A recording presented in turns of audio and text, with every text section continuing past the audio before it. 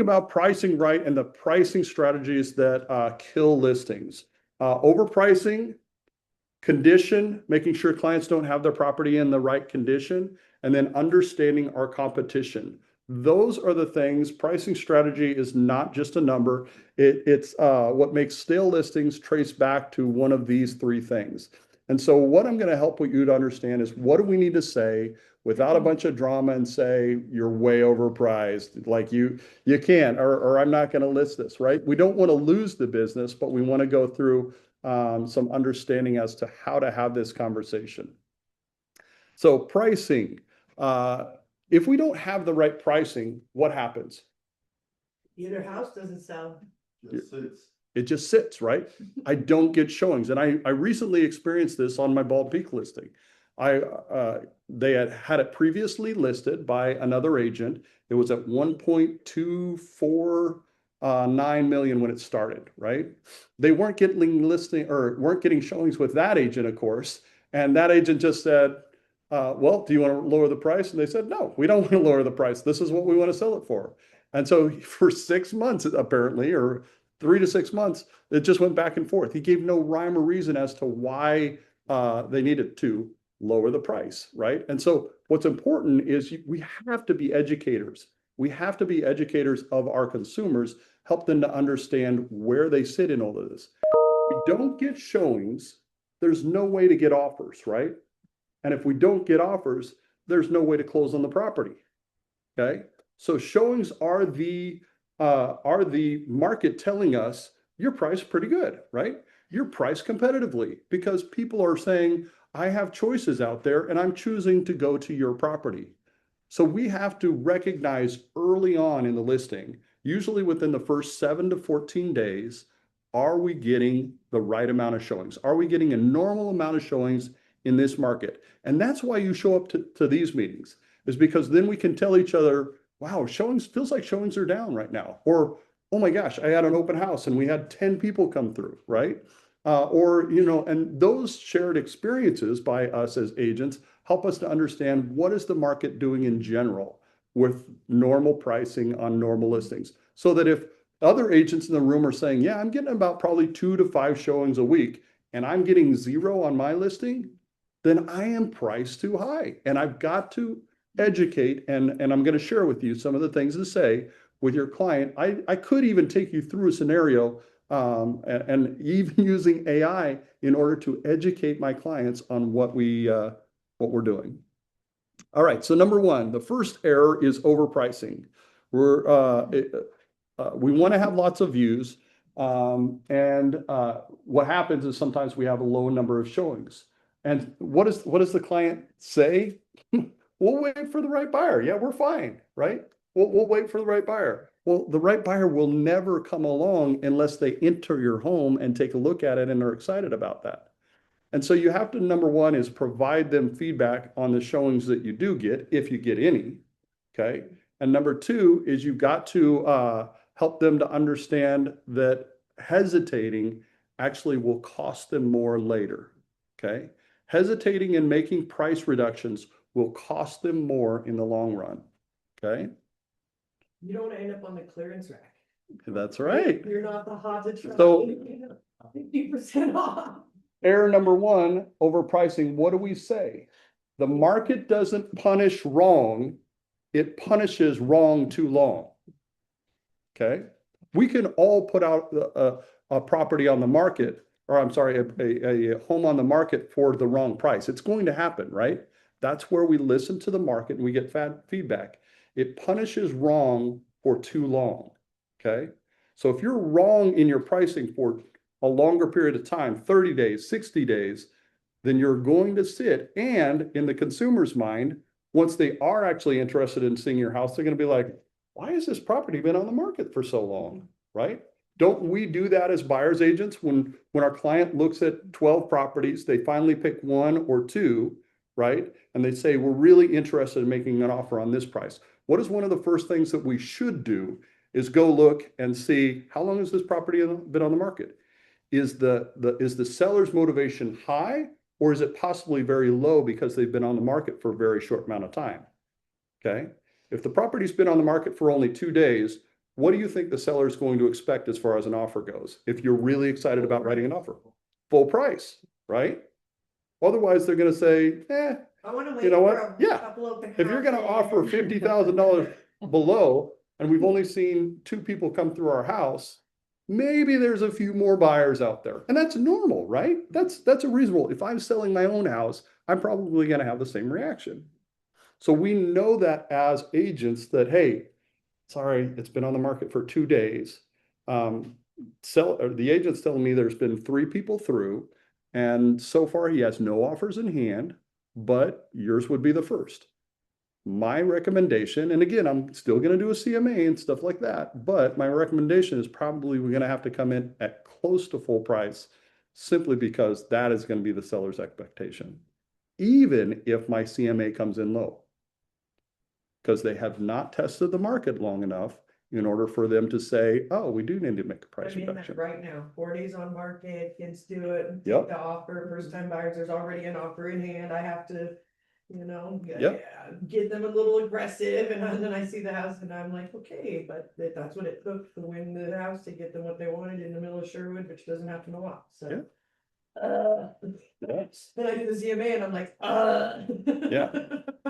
So again, that's the second thing that we say to sellers when they're overpriced is we price to create urgency, not just test the ceiling, right? If your CMA comes in with a range, right? Because they all come in with a range, and then you say, here's the price I suggest we be at based on X, Y, and Z, okay? Based on the competition or based on what really truly is actually turning into pending properties, right? Here's your range. Well, if you give a seller a range, they're going to be like, let's go top dollar, baby. We want as much as we can get, right? Okay.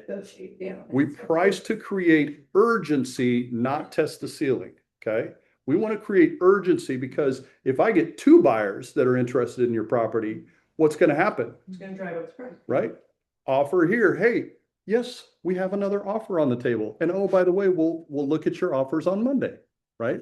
Because we want it to go through the weekend and see if we can get a 3rd or a 4th offer, right? That's what we do as listing agents. Pricing and urgency create, pricing that creates urgency creates higher pricing, right? A competitive going up.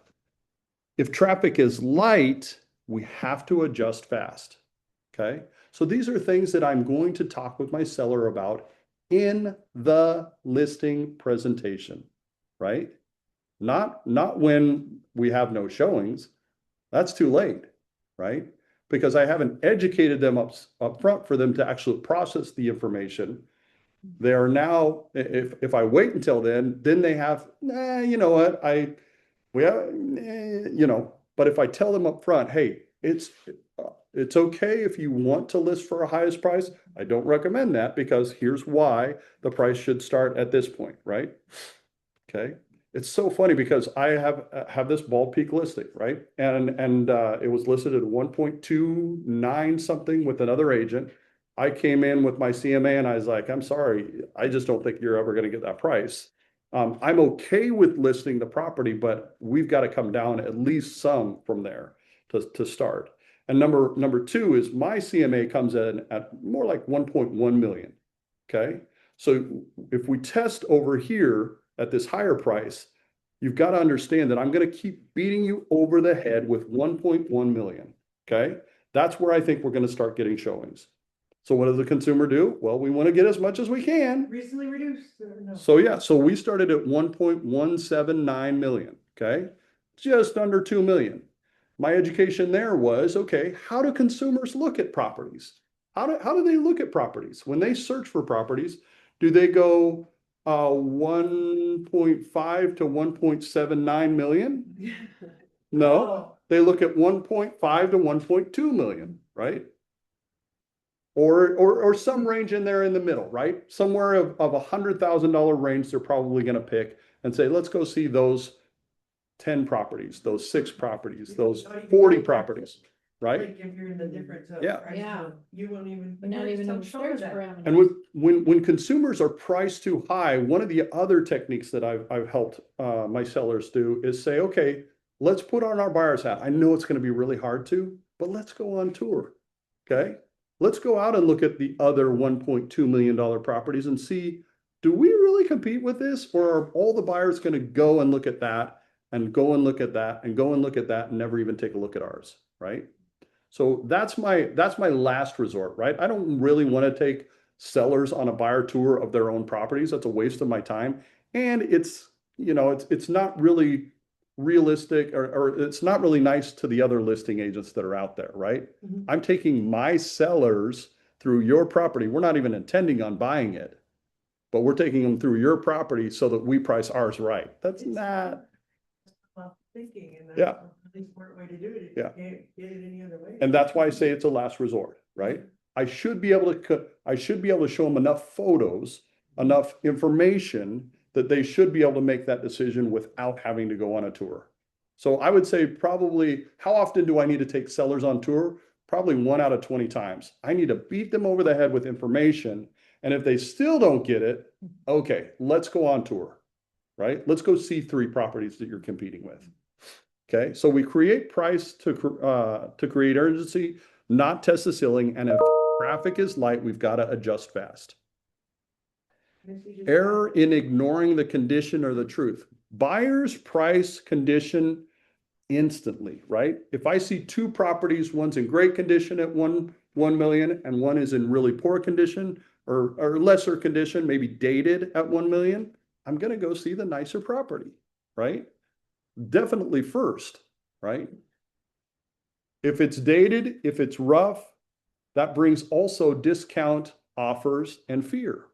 So we have to help them to understand, yes, you can price in this price point, but because your property is dated, because you're not willing to update the roof that's 25 years old, you are going to get buyers that come in with, I've got to do that, and I've got to do that, and I've got to do this, and I've got to do this. Appreciation. Okay, you started at 1.1 million.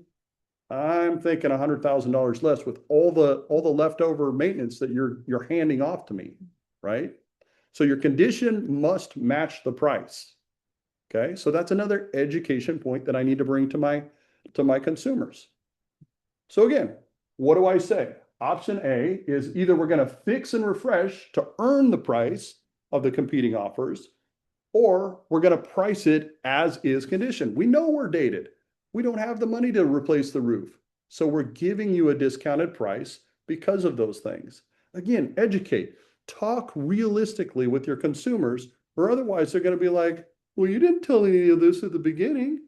Why do we have to lower our price now? You didn't tell us we had to fix our roof. Well, I wanted your listing so bad that I didn't really tell you the truth, right? Yesterday I had a listing appointment and I had to do the thing and I go, well, we all think our kid's the most beautiful and not. I hope you understood what I was talking about. Yeah, That's a good If one. you're not comfortable saying it clearly, like try Yeah. to say it the best way you can and plant those seeds of Yeah. doubt. But I was like, we all think our kid's the prettiest, like. That's a good way to do And it. he laughed. The humor works. That's so we good. can't price it like it's renovated if it doesn't feel renovated, right? Okay, so we can't price it where everything else is if it doesn't feel actually renovated. Our third error is ignoring our competition. This is the reality, right? While we are doing a CMA and the majority of those properties on our CMA are sold properties, right? We cannot ignore the competition that we're going to step into, right? We cannot ignore what are other people pricing these homes at, because ultimately that's all the buyer sees. The buyer doesn't even talk about sold properties or pending properties until they're ready to make an offer.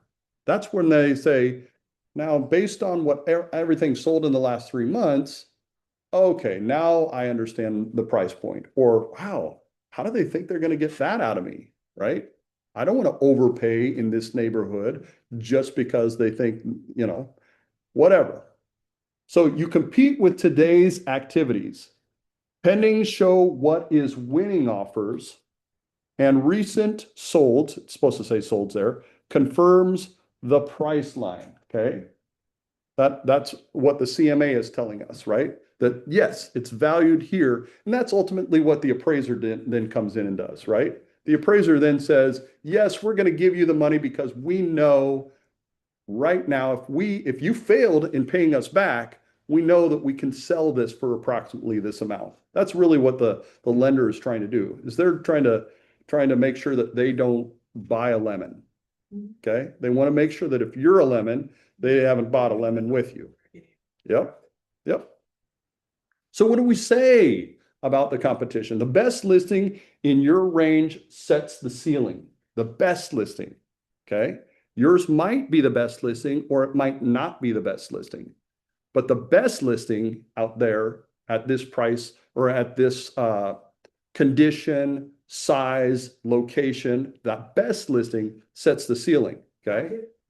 We either beat it in value or we have to come in under it, right?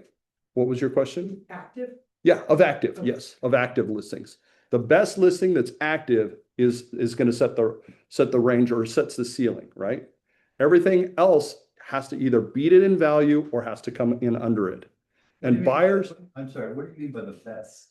The price to value, or I mean, so let's say we take three properties that are almost identical. They're all 3,200 square feet. They're all in the Newburgh area. They're all on a half-acre lot, right?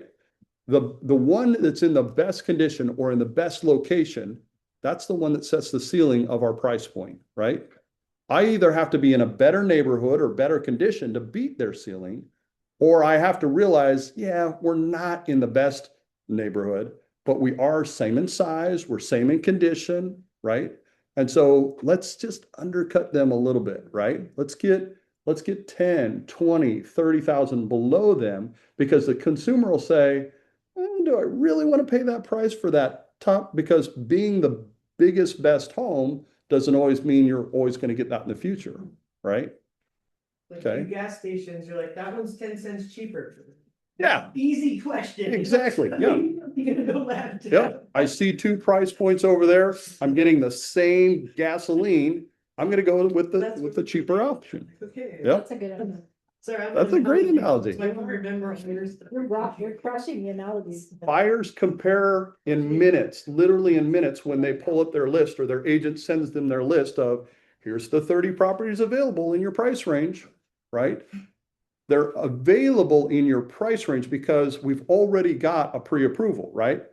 The lender says, this is all you can afford. You can't go above this point unless suddenly something major changes, and then let's go get better pre-approved. But otherwise, once that ceiling is set, don't be showing them properties above that price point, right? And so buyers compare that in minutes. Thank you. Okay. So the pricing triangle, the simple framework of this is pricing must match the condition, the competition, and the buyer pool. Okay, so going back to my scenario, 1.249 million was what it started at. I listed it at 1.179, right? And I educated them. I beat them over the head with, you're not going to get showings until you're at 1.1 million. The market showed us that for definitely we got one showing in the first week, and then we didn't get any showings for the next 3 weeks. And I kept emailing them, hey, look at the exposure I'm getting you, right? Here's a lot. Yeah, I send these emails to my client on a regular basis, so they can't say I haven't provided you information. Look at the number of views that you're getting online. People are seeing your home, right? People are seeing this, but they're choosing not to come and see it in person. Okay. And so if they're not choosing to come and see it in person, they're choosing something else to go and see. Right. So I would continue to in a nice way, right? In a nice way, as nice as you can, of saying, here's the reality. I am your expert. I am going to give you the reality. That's what you're paying me for. And once we get an offer, I get to do the most exciting part of my job, which is negotiate. I get to negotiate against the other party, right? But I can't even get to that exciting part of my job until we get people in your door. And if we get enough people in your door, we're going to start getting offers. Okay. So going back to my story, 1.179 is where we started. No showings. We got 2 showings in the first 30 days. And then it died off again. And I kept weekly, sending them the Monday update. Here's what we have. No showings again, but look at all the views we're getting online. Tons of views online, still tons of views online. Okay, let's have another open house. Let's try that. Okay. Oh, we got a lot of people to come in simply because I said, hey, we're going to have a prize at this open house, right? Come and take a look. I literally had one woman that showed up at the last minute and all she wanted she had crazy kids in her car and she was like, I just need them to run around someplace. So they ran around inside of my listing. And I'm like, I'm trying to lock up. Let's go. Yeah. So long story short was finally they were like, okay, Trev, we do trust you. We're not quite ready to go down to 1.1. Okay, what are you willing to do? Okay, we dropped it $20,000. Let's see if that works, right? Sellers always think they know more than us. Let's see if that works. We put it on for another probably I think it was like 2-3 weeks. Still no showings. And I said, are we ready to go down to 1.1? And they were like, yes. So we got them to sign it. So we literally within 60 days, which ideally I'd like to get that done in about 30 to 15 days, right? Let's get you down to the price that is realistic. What every seller has that is different with every seller is their time frame, right? Some sellers say, I don't need to sell this for a year, right? Okay, so that 14 days that is ideal for us is going to turn more into 30 to 60 days. Well, we started getting into spring and their motivation starts going up saying, we really want to sell this before the spring summer market ends, right? We realize what you've been telling us, Trev, because again, I continue sending the message, the same message, a consistent message of where you need to be priced. Once we dropped it to 1.1 million, what started happening? We started getting showings, right? Because I knew, and I'd pushed out to them enough, literally here's your competition. Let's look at it through the buyer's lens. Here are the people. Yep. Here's what people are going to. And so we started getting showings. We had one on Tuesday, and then we have one lined up for Saturday. That is 100% of what we've gotten over the last 60 days. In 1 week, right? So yeah, so now we're into, and they're like, oh, now it's potentially we could get an offer, right? So it's exciting. It's not ended. Every story goes at its own pace, and who knows what the market's going to bring, right? What new competition is going to come on the market while mine has just been listed? I've got to keep updated on that, right? I can't ignore that, hey, 3 months ago we were at the right price. No, I've got to educate myself and educate my consumer. What's new on the market? Okay. Can I share one? Sure. Okay, last year, Elaine and I doing a deal. We got some people there from Austin, Texas. There was a nice, beautiful duplex in the middle of the hills of like Cooper Mountain or something in Beaverton. I'm like, ooh, it was on for $549. I'm like, my clients were all over it like bees on honey. So I'm like, Elaine, how much can they actually spend on this house? So I do a CMA and we find out it's worth a lot. This house gets 7 offers. We are competing against 7 offers on this house. We actually brought Greg in on this one too, tile roof. This house sold, it was a $549 asking. We paid $655,000 for it and competed against like 9 to some over almost, I believe, double digit offers. So when you aggressively do the low price, it will kick butt too. Yeah. Like you can't always gamble on it. It's like posting something for $1 and hoping that the bids go up and when it stops, it stops. But right. That was also the positive side that I've been trying to share with my listings moving forward now, going, hey, if you really want to get aggressive, we could probably start bidding more and get it going. So, and Yeah. I just got If your time frame is really short, if you need to sell in the next 2 months, we've got to underprice to bring that competition in. And so again, 5K. And that's so important. We've got to listen to what we've got to listen to what our sellers' motivations are. And then here's the beautiful part, guys, is I don't have to write the emails, right? I take all of this information, this data that like is very complicated. And sometimes I feel like, wow, like there is a lot of data out there, but I want to be the expert in understanding this data and then really telling my story to them as though they're an 8th grader, right? We can't assume that they're intelligent enough to, and they don't have the experience that we do. They don't see homes all the time. They don't understand the market all the time. So literally sometimes I'll type into AI help me to write an email as though I'm speaking to an 8th grader, right? That's Not that, not that I'm even- talking down to them, but I want whatever their education level is, That whether we they're are. a college professor or truly only have a 7th or 8th grade education, is I want them to be able to look at that email, understand the information and say, yes, you're right, right? And so I pull all this information into AI and say, help me to write an email as though I'm speaking to an 8th grader about how their home is overpriced. And by looking at these 3 comps, we should lower the price to X, right? Then AI spits out this beautiful email in which I don't just copy and paste because sometimes the information is wrong, or it says something that I probably wouldn't say, right?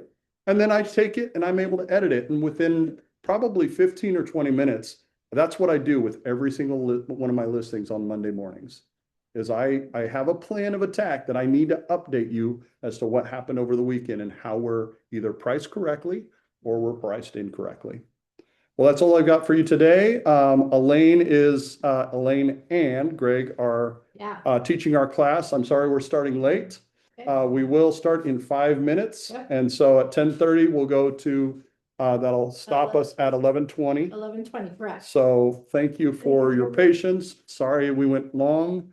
And Good Elaine, information, though. yeah.